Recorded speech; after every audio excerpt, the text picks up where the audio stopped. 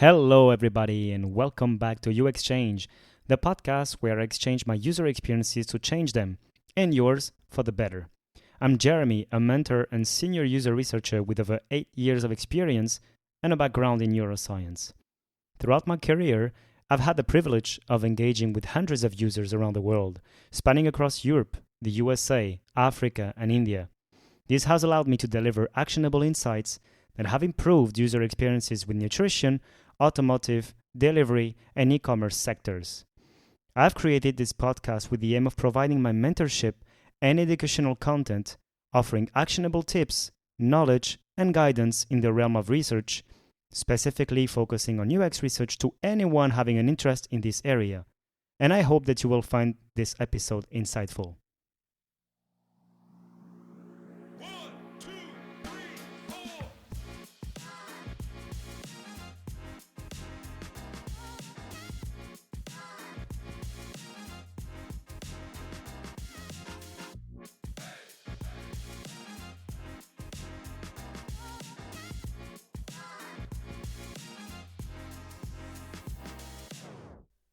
Welcome back, UX folks, to this third episode of this 3-episode series on how to transform a job application into successful job interviews.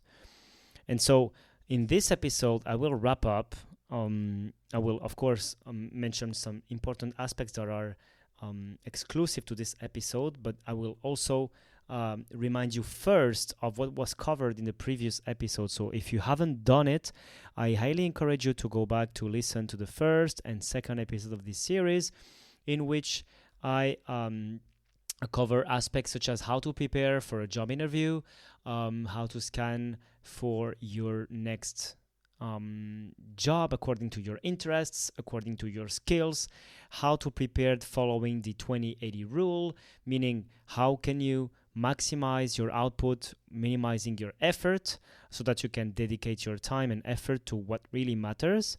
And so, for instance, I cover aspects such as how to scan a job offer, how to make a list of your skills, of your interests, how to prepare for the most evident questions that you will always be asked, such as tell me about yourself, tell me about your strengths and weaknesses, and so on and so forth. Then in the second episode, maybe the first, I don't honestly remember, I cover aspects such as what to prepare before the interview. So, for instance, research the company, research the team, and tailor your presentation to the company and the team. And then in the second episode, I cover aspects related to already interviews, how to process and how to run the interview itself, how to make a successful impression, let's say.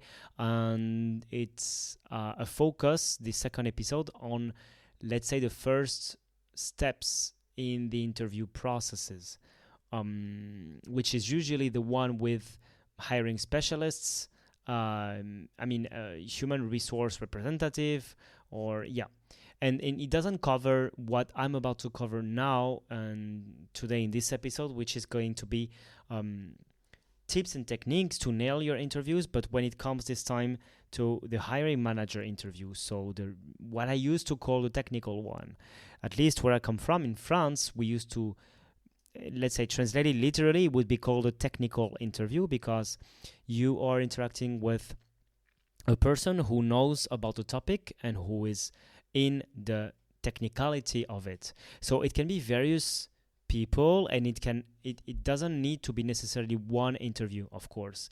It can be several. So from my, let's say, experience as an applicant, never as I hired some people, and so I can tell you also how it is from this point of view. But from an applicant perspective, I was confronted to several types of cases. I already interviewed with directors, with VPs, with head offs, with managers, of course, with leads, and with senior UX researchers, and also even junior UX researchers, even though my position was above. Like, it doesn't matter, to be honest, because sometimes you're interviewed for the fit with the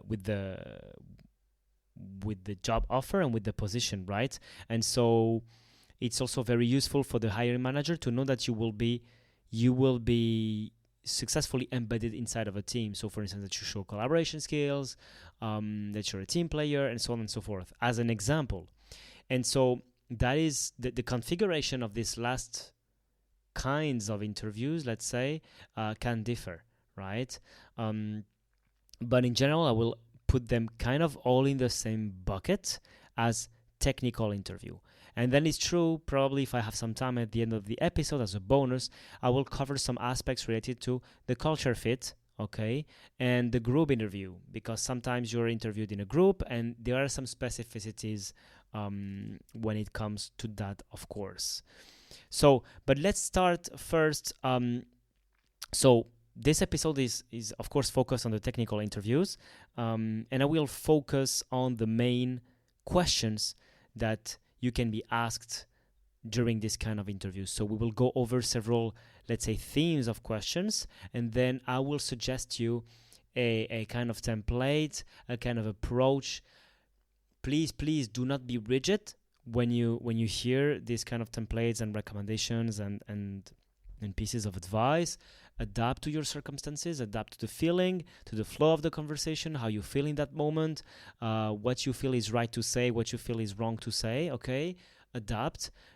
What I'm about to give you, again, what I gave in the previous episode, and this is also the theme for the whole podcast in itself, is just for me to share my experience. It doesn't mean that it's the truth in itself.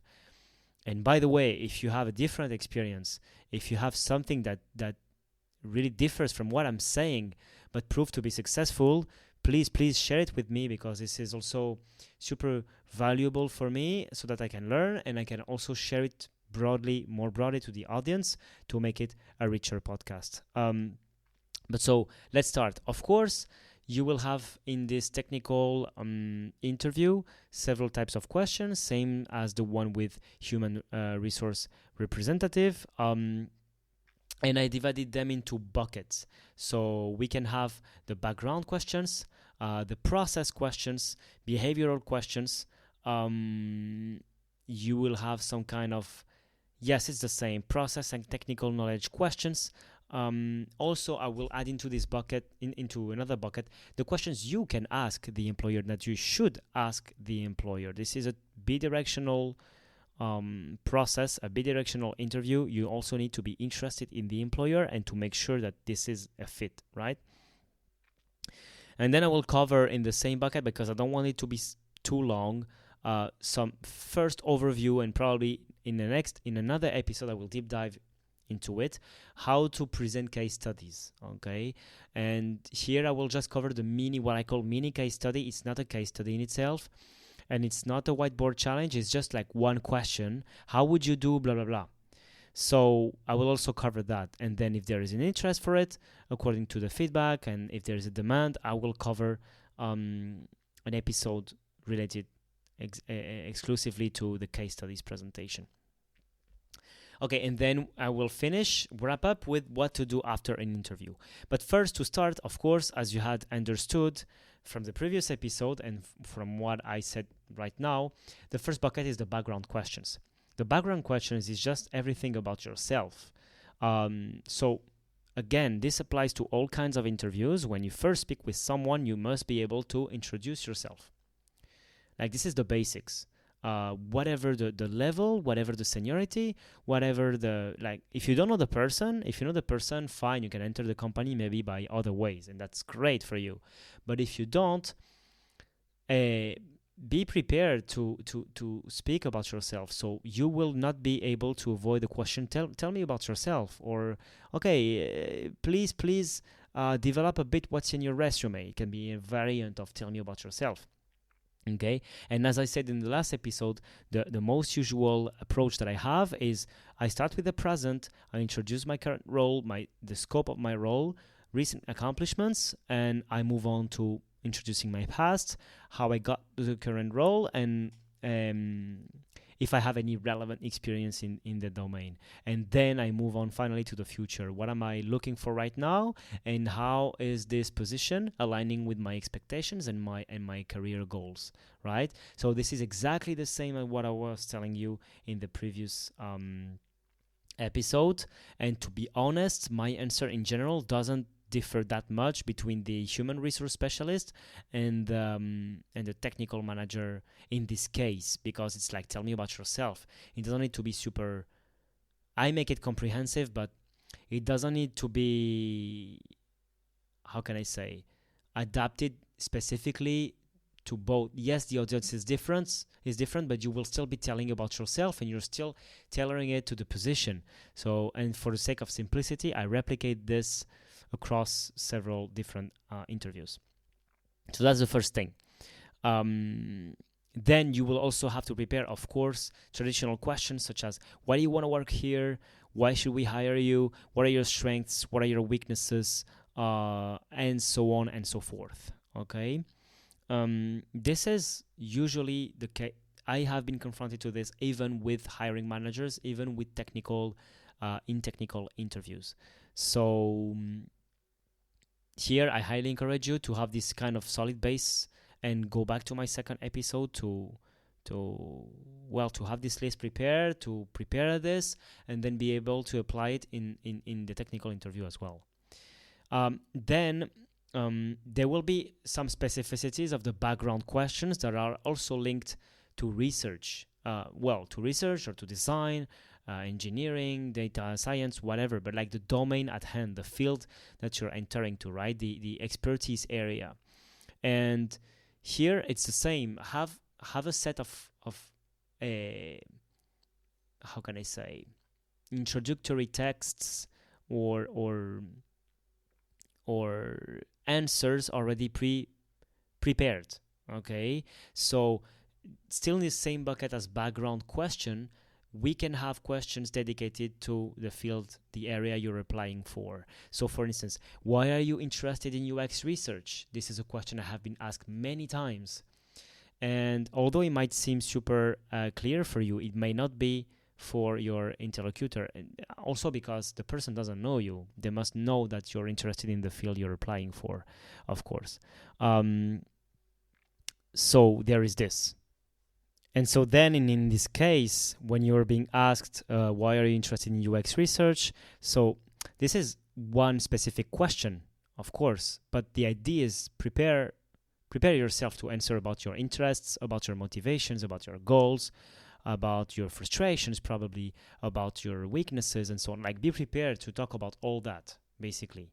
And so that is one example. Why are you interested in UX research? Basically, I could explain, I don't know, I'm fascinated by the human mind, how it works, and also I'm fascinated by technology, and the intersection of both really excites me, basically.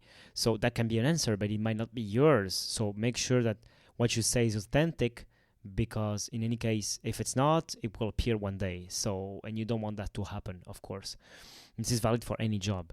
So you can be asked, I will go over a list of questions you can be asked at this time. It can be like, what aspect of your education prepared you for this role? What is your research process? Which tools do you use? What has been your greatest accomplishment to date? What are some of the biggest challenges you have faced as a UX researcher? What was an unexpected insight or finding that you had from a recent project? What general question would you ask at the beginning of a project? And tell us about a research finding that contributed to the solution of a business problem. And so here we are asking about background questions. But you will see it's really close to what I call behavioral questions. Some of them are really close to it because the structure of your answer imposes you, the structure of the question imposes you to have an answer structured in a certain way, which is a situation, task, action, result, which is called the STAR framework, okay? And so these are behavioral questions. And so I'm doing kind of a mix here, but this is the idea. A behavioral question is a question asked by your employer, future employer, potential one, to size if you would be a right fit in a given position, in a given situation. If you would answer and behave in a way that it is expected in a given situation. Let's say they are looking for someone who is team player or with someone who manages uncertainty. because I don't know, you're working in a startup and things go fast and you do not have always all the elements at your disposal before taking a decision, making up your mind, and so you need to be able to manage uncertainty, right? How do you measure if someone is able to manage uncertainty? Well, you can ask them in a certain way. Tell me about a time when. Tell me about a time when you had to start a project and you were not given all the elements you needed to start the project. That can be one way to measure uncertainty. All companies in general, if their hiring process is well defined, they will have like the soft skills they expect, and then how would this decompose, let's say? How would this split into several areas and into several subtopics? So, for instance, managing uncertainty can translate into be able to start a project without all the elements, or be a change agent, or be able to move on without knowing all the stakeholders. Whatever, I'm making things up, but you understand my point.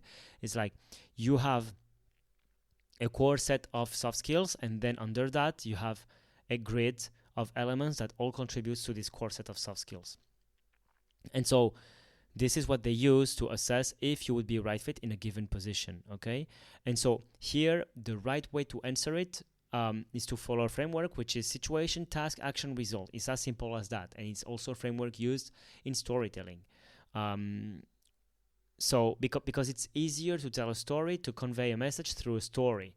And so here, if you're asked this kind of question, so tell us about your time, tell us about a time when you had to handle conflict. Tell us about a time when you were given an unexpected insight in a UX research study. Tell us about a time when a stakeholder was a bit, was not really cooperative in understanding the value of your UX research insights, for instance. So that's why what I was saying regarding the background questions, that sometimes is really close to the process, to the behavioral questions. Because when you're asked, tell us about a research finding that contributed to the solution of a business problem, this is clearly a behavioral framework that you need to use to answer, okay? And in this case, you should show and don't tell. You should use specific examples and only use relevant details, and you should stay on topic. So that's why I always say you can answer this question in 4 sentences. It's as simple as that. Okay, so I was the main UX researcher inside of the login team. Okay, that's the situation, right? And you can also expand a bit. And our team was facing a challenge because we saw that we had a decrease in the number of signups and login in Q3, whatever. Okay, so that's the situation. And then the task, it can be like, as a lead UX researcher, I was tasked to, or I led a project that aimed at understanding why would this happen, to be able to come up with solutions, right? That is the task, more or less. And then you have the action. So to do that, I set up a set of interviews with 12 participants to ask them about their pain points, about their issues, and so on and so forth, right? This is the action that you took. I analyzed the results and I came up with a report, blah, blah, blah, blah. And then you have the results. And you say things like, well, our insights were actually implemented or not, doesn't matter, but you just say the result were implemented, and that led to an iteration in our interface, and that led to an increase in 5% in the number of login, for instance, you know. That would be kind of an example of how you should answer this kind of question. So that is about the behavioral question, and then try when you present to make it resonate to your employer, because this is you're talking about the past and this is great. You're saying what you did and so on and so forth. Okay, but you can try every time, if this is not too long, to add the dimension of, okay, and I realized that we could have done this better, so the next time I would do it this way, for instance. Or if you know already what are the kind of problems your employer might face, your industry. Imagine you're working, I don't know, on a banking app, and you're a fervent user of banking apps, I don't know, and you know what can be a problem. You can say, and for instance, talking about that, I know that in banking apps recently I explored this and this and that, and I experienced this and this problem, right? And so I think that this could be applied. You can be wrong saying that. It's not a problem to be wrong saying that. It just shows that you thought about this, because you make it resonate, and you express to your employer that you're able to build bridges between ideas, that you're able to connect ideas, you're able to connect the dots, and you have this kind of mental flexibility of saying what you were doing in the past and how could this apply to a new situation. Because nothing is lost from one position to the next. That's the main idea. And that's the main goal of an interview. You can never be 100% what you were before. Like the new job, even though it's the same position, even though it's the same industry and so on, it will never be 100% the same. So that being said, you will always have to show and to prove that you're able to build bridges, and that you're able to translate the skills you acquired in one situation to a new situation. And so that's why, even though you are being asked about, tell me about a time in the past, doesn't hurt to mention that you can apply this in the future with this new employer. It will make them super happy, and you will appear as trustworthy saying that. Examples of questions you can be asked can be, tell me about a time you made a mistake, tell me about a time you had to handle conflict. I already said that, but that's the main idea. Then also prepare all your answers when it comes to UX research. Tell us about a UX research project that didn't go as planned. This is all the idea of sharing about past case studies. So in a nutshell, a case study is really just a presentation of your approach for a single problem that you had in a company, okay? And same, you can follow more or less the STAR framework, although for a case study it's a bit more complex than that, but it's situation, task, action, result. And for a case study, what I do usually is like the background. What is the background of this research? What were the project goals? What were the research? What was the research statement? Okay. Then how do you divide this research statement into several research objectives? How did you define your methodology, your scope, number of participants, countries, and so on and so forth? And that would be it, more or less. The timelines, yes. And then, of course, you mention the insights, the recommendations, how they were applied or not, and why. And then you mention the results and the impact that you have. That would be more or less it for a case study. So if you have also a list of case studies prepared, it will be really, really handful. And to be honest, it's not only that, it's oftentimes needed. People need to know how you process, how you work. And before I hired people, I used to think, I will be transparent with you, I used to think it was stupid. Because as researchers, I thought it was stupid to show something that it's not visual, it's like research, We work in Word documents, word processors, we made PPTs, but that's it. It's really raw. It's like research, I thought, why?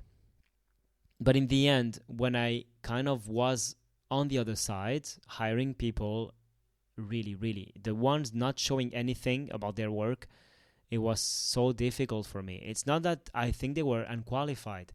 It's just that I needed this material to make up my mind. And so really have a set of case studies prepared. Be careful about the confidentiality of it, okay? I'm not telling you to show some things that are confidential. I'm just telling you to be prepared to share about past research projects. If you cannot visually, that's another problem, but be prepared to talk about it.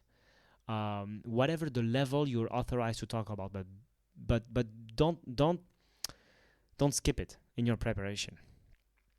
And also because you will not necessarily be asked to introduce really clearly a case study and to show it with a PPT. It will not always be this way, the question you will be asked. It can be something like, tell us about a time when you made a huge impact in the company.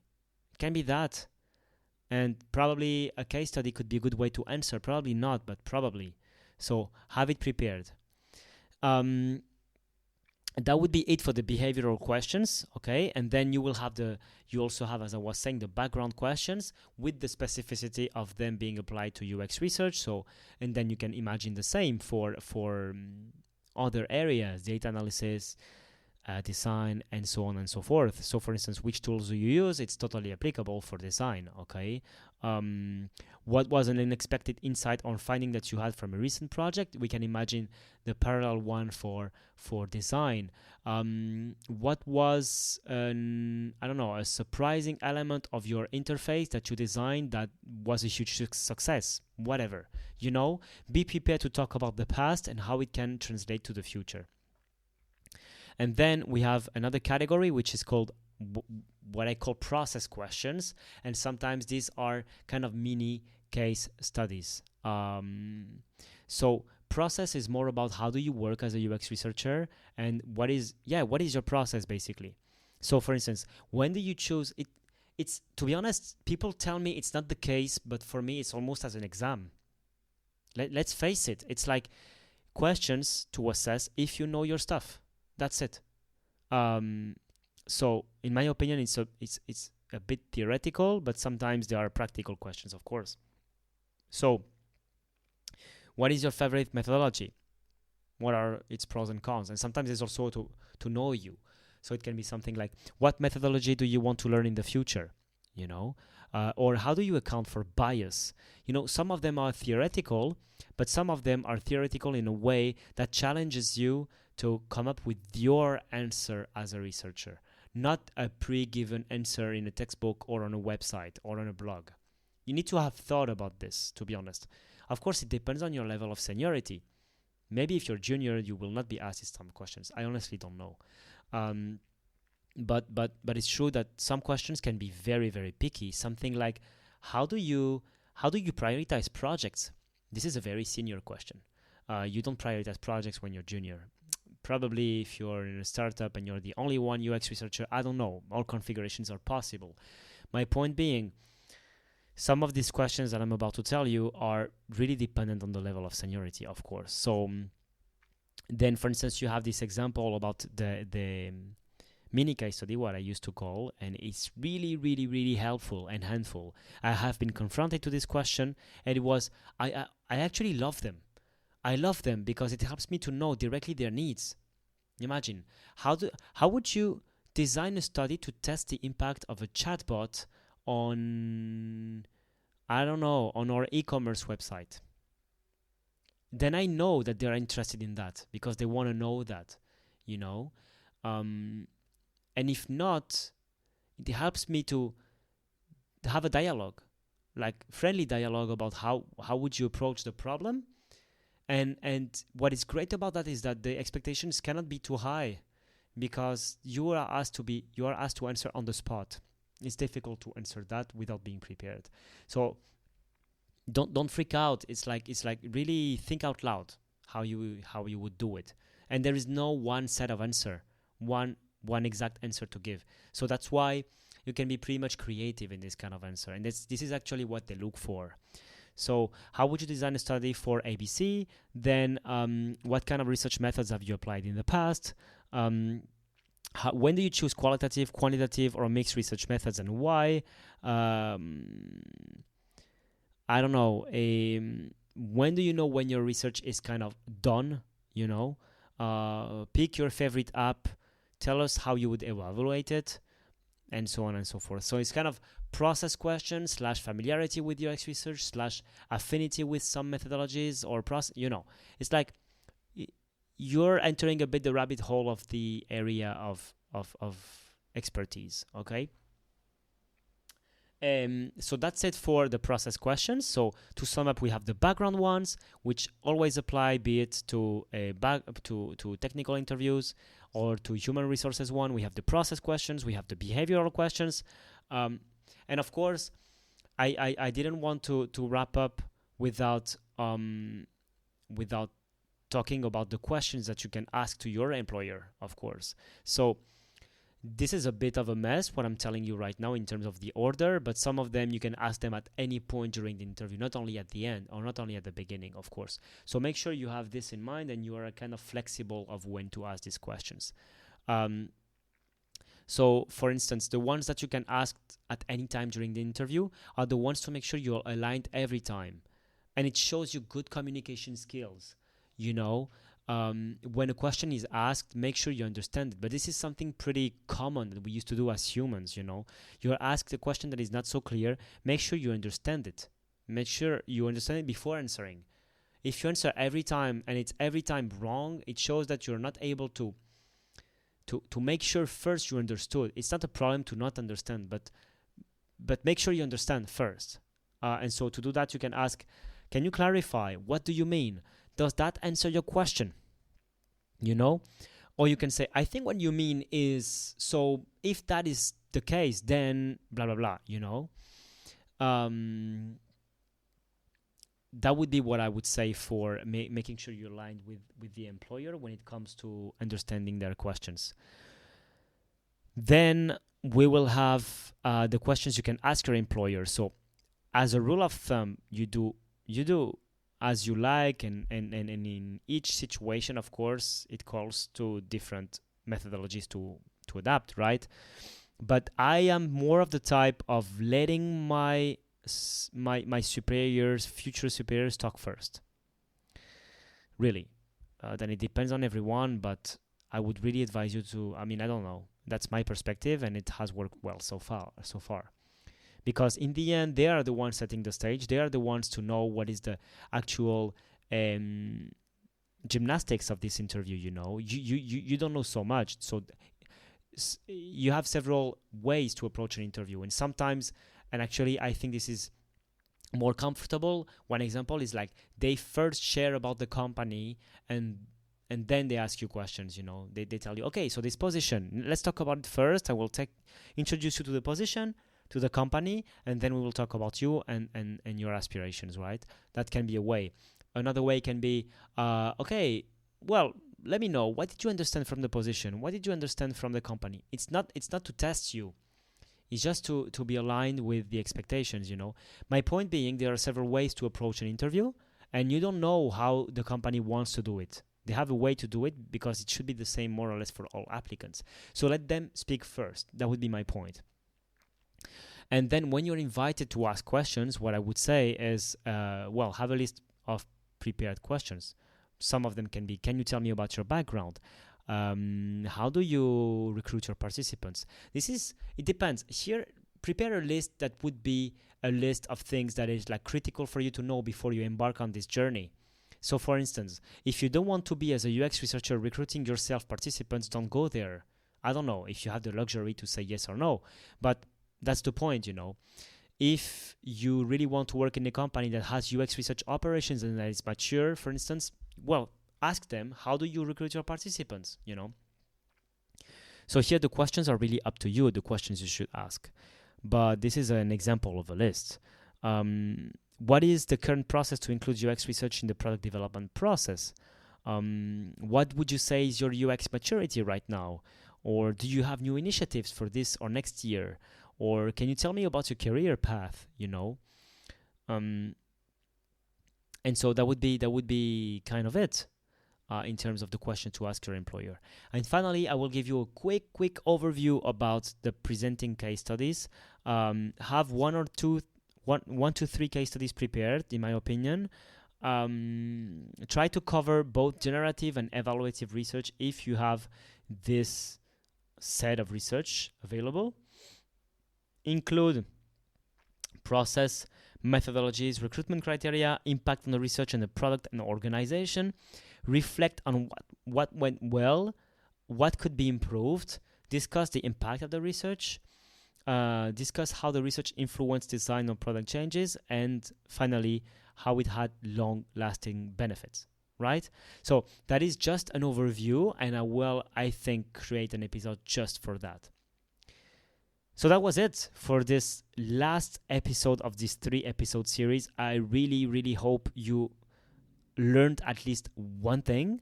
If this is the case, please If you don't want to miss next episodes, subscribe and activate the notification so that you are always up to date with the new episode.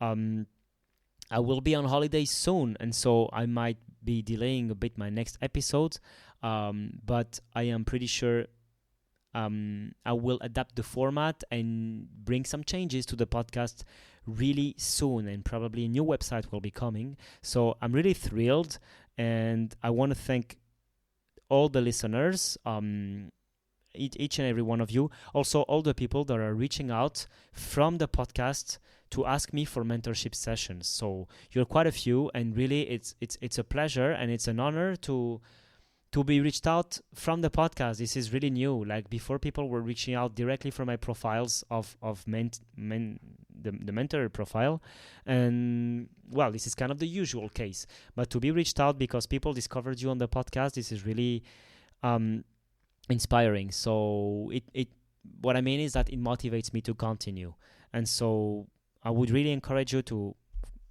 also leave your feedback so that I can always improve the podcast, the format, and think about new ideas. So thanks a lot, and see you in the next episode. Bye-bye. And that's it for today's episode. Thank you everyone for joining me today on UXChange. I hope you found today's episode insightful and valuable. Make sure to subscribe in order for you not to miss the next episode.